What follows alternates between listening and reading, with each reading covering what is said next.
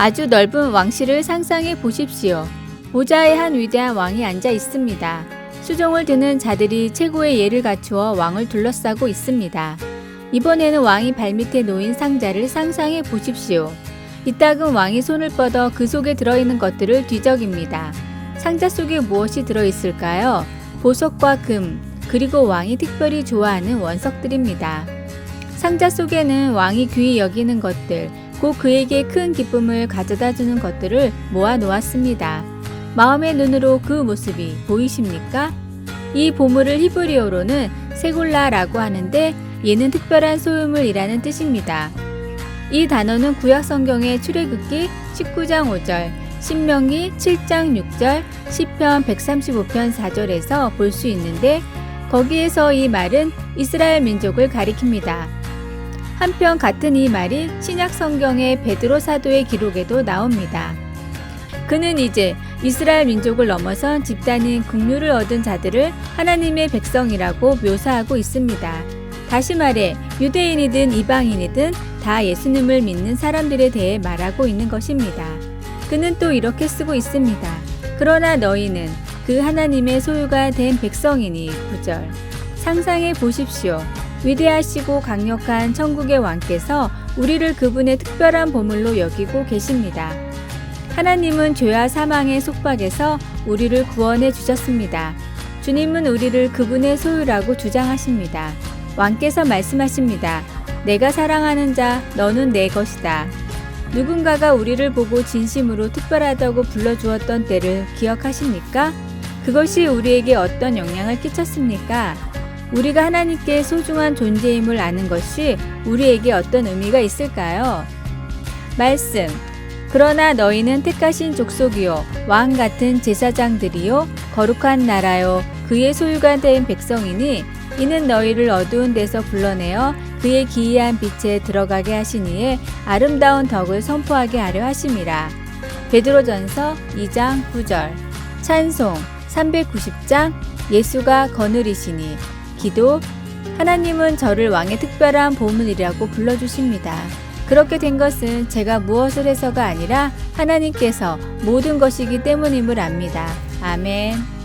아래의 빨간색 구독 글자를 누르시어 더 많은 전도의 열매를 맺으시길 기도합니다. 마틴 루터가 길가의 식당에서 아침 식사를 하고 있었습니다. 이때 맛있는 음식 냄새를 맡은 강아지 한 마리가 다가와 의자 옆에 자리를 잡고 앉았는데 루터는 알아차리지 못했습니다. 하지만 강아지는 루터가 발견을 할 때까지 고개를 들고 루터를 계속 바라봤습니다. 뒤늦게 발견한 루터가 강아지를 보고는 고기를 조금 주려고 잘랐는데 그는 강아지가 자신의 일거수일투족을 집중하고 있는 것이 신기하게 느꼈습니다. 루터가 고기를 손에 들고 이리저리 움직이자 강아지 눈도 이리저리 움직였고 시선을 조금만 돌려도 금세 뭐가 있나 강아지도 눈을 돌렸습니다. 잠시 장난을 치다가 고기를 던져주고 집으로 돌아갔는데 문득 이 일을 통해 큰 깨달음이 왔습니다. 그리고 집으로 돌아가 친구에게 쓰는 편지에서 아침에 있었던 일을 적고 이렇게 덧붙였습니다. 난 아침에 만난 강아지로부터 배운 것이 있네.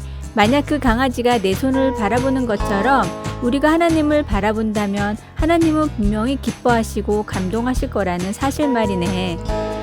하나님을 바라보고 의지하는 것은 주일에만, 아침에만, 내가 급할 때만 해야 하는 일이 아닙니다. 매일 매 순간 하나님을 바라보는 일이 필요하고 또 그런 은혜를 구해야 합니다.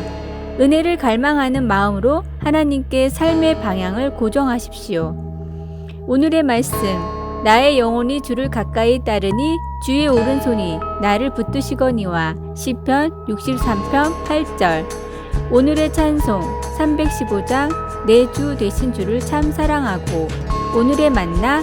주님을 사모하는 열정이 점점 깊어지는 삶이 되게 하소서. 요즘 나의 하루는 충분히 주님을 향한 삶인지 생각해 봅시다. 아래의 빨간색 구독 글자를 누르시어 더 많은 전도의 열매를 맺으시길 기도합니다. 1994년 영화 포레스트 검프를 보면 포레스트는 달리기로 유명해집니다. 더 이상 계속 달릴 수 없는 데까지 달리기 시작한 것이 3년 2개월 14일 하고도 16시간 동안 계속되었습니다. 목표 지점에 도착할 때마다 그는 또 다른 목표 지점을 정하고는 계속 달렸습니다. 그렇게 미국 전역을 종횡무진으로 달리다가 어느 날 더 이상 달릴 기분이 나지 않게 되었습니다. 원래 그는 달릴 기분이 생겼기 때문에 달리기 시작한 것이었습니다. 포레스트는 말합니다. 그날 특별한 이유 없이 나는 조금 뛰어야겠다고 결정했습니다. 엉뚱해 보이는 포레스트의 달리기와는 달리 바울 사도는 그의 편지를 읽는 사람들에게 자신의 본을 따라 상을 받도록 이와 같이 다름질하라 고 당부합니다. 잘 훈련된 운동선수처럼 우리가 달리는 일, 우리가 삶을 살아가는 방식은 어떤 쾌락을 거부하는 것을 의미할 수 있습니다. 가진 권리를 기꺼이 버림으로써 우리는 죄와 죽음에서 우리를 구한 복음을 들고 다른 사람에게 다가갈 수 있습니다. 다른 사람들이 우리와 함께 경주하도록 권하려고 우리 마음과 생각을 훈련할 때 우리 또한 하나님과의 영원한 교제라는 궁극적인 상급이 보장되어 있습니다. 하나님이 주시는 승리의 왕관은 영원히 갈 것입니다. 우리가 왕관을 얻기 위해 하나님의 능력에 의지하면서 그분을 알리겠다는 목표로 우리의 삶을 달려갈 때 우리는 그 왕관을 얻게 됩니다. 우리가 달리는 이유는 이토록 놀라운 것입니다. 당신의 인생 목표는 무엇입니까? 바울의 것과 얼마나 비슷합니까? 아니면 얼마나 다릅니까? 말씀, 운동장에서 다름질하는 자들이 다 달릴지라도 오직 상을 받는 사람은 한 사람인 줄 너희가 알지 못하느냐? 너희도 상을 받도록 이와 같이 다름질하라. 고린도전서 9장 24절. 찬송 502장 빛의 사자들이여. 기도, 제가 달리는 이유인 주위 사람들에게 예수님을 전하는 일에 마음을 집중하도록 도와주소서. 아멘. 아래의 빨간색 구독 글자를 누르시어 더 많은 전도의 열매를 맺으시길 기도합니다. 스트레스를 받지 않는 가장 중요한 방법 중 하나는 하루의 통제력을 높이는 일입니다.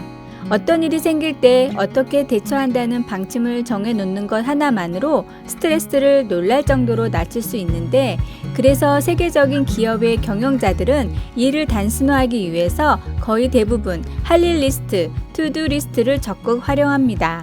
그런데 트위터의 창업자 잭 도시는 여기에 하지 말아야 할 리스트, 투던 리스트를 하나 추가해서 활용한다고 합니다. 실제 그는 자기 전에 다음날 할 일을 이렇게 적습니다. 할 일 리스트 1. 7시간 숙면 2. 30분간 명상 3. 일하기 전 7분 운동 3회 반복 4. 물 대신 레몬 워터를 마시기.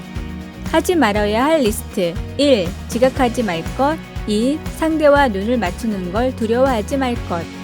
자신이 뭘 해야 하고 뭘 하지 말아야 하는지 미리 알고 그것을 고치려고 노력하는 것만으로도 스트레스를 거의 없앨 수 있기에 업무의 홍수에 빠져 사는 성공한 사람들일수록 이런 리스트를 활용합니다. 지금 해야 할 일과 하지 말아야 할 일을 알고 있는 사람은 조금씩이라도 매일 성공할 수 있습니다. 말씀을 기반으로 매일 나의 성장을 위해 필요한 일들을 찾아보시기 바랍니다. 오늘의 말씀, 이 말씀은 나의 고난 중의 위로라. 주의 말씀이 나를 살리셨기 때문이니이다. 시편 119편 50절. 오늘의 찬송 199장 나의 사랑하는 책. 오늘의 만나, 말씀이 이끄는 일을 하고 말씀이 막는 일은 하지 않게 하소서. 오늘 밤부터 다음날 지킬 2가지 리스트를 작성해 봅시다. 아래의 빨간색 구독 글자를 누르시어 더 많은 전도의 열매를 맺으시길 기도합니다.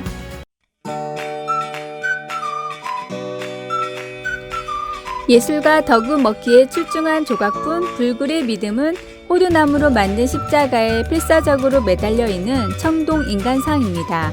그는 이렇게 썼습니다. 이 작품은 우리의 변함없는 적절한 삶의 자세, 곧 그리스도와 복음에 대한 온전하고 무조건적인 친밀함과 의지함을 아주 단순하게 표현한 것입니다. 이와 같은 믿음을 우리는 마가복음 5장 25에서 34절에서 이름 없는 한 여인의 말과 행동에서 찾아볼 수 있습니다. 이 여인은 12년간이나 황폐한 삶을 살았습니다. 그녀는 많은 의사들을 찾아다니며 치료를 받느라고 무척 고생하였고 있던 재산도 다 허비하였으나 나아지기는커녕 오히려 병만 더 악화되었습니다.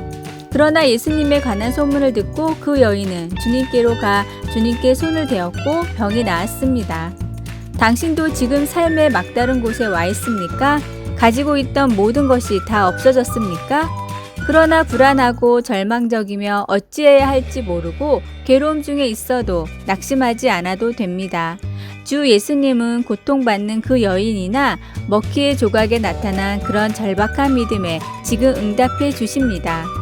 이 믿음은 찬송가 작사자 찰스 웨슬리의 노랫말에도 잘 나타나 있습니다.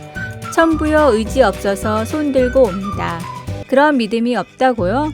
하나님을 신뢰하게 해달라고 그분께 간구하십시오. 웨슬리의 찬송가는 이 기도로 끝나고 있습니다. 믿음의 주여, 내 지친 눈길을 주께 드오니 영죽을 내 영혼 그 선물을 받게 하소서. 언제 그리스도께 필사적으로 매달려 보셨습니까? 하나님께서 어떻게 필요를 채워주셨습니까? 말씀, 예수께서 이르시되 딸아 내 믿음이 너를 구원하였으니 평안히 가라. 내 병에서 놓여 건강할지어다. 마가복음 5장 34절. 찬송 280장 천부여 의지 없어서. 기도, 저를 구원하시는 하나님의 능력에 감사드립니다. 제 모든 필요를 채워주시는 하나님을 신뢰할 수 있게 도와주소서. 아멘. 아래의 빨간색 구독 글자를 누르시어 더 많은 전도의 열매를 맺으시길 기도합니다.